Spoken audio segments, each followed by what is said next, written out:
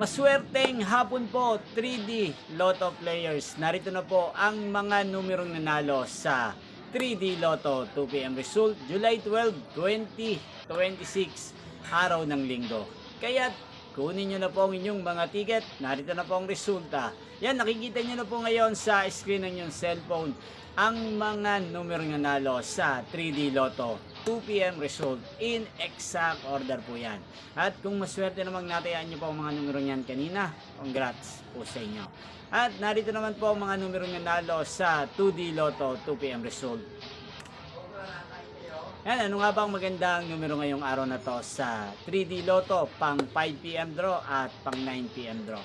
Para po sa akin, bet ko pa rin mga numero, ang numero 5, 2 at 8. Unang kombinasyon at ang mga lumang kombinasyon na bet ko sa 3D Lotto ang numero 5, 3 at 1. Sana ang mga yan ay manalo po sa 5pm draw kaya naman sa 9pm draw.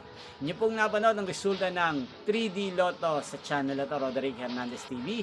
Muli nyo pong mapapanood ang resulta nito mamayang 5pm. Thank you for watching.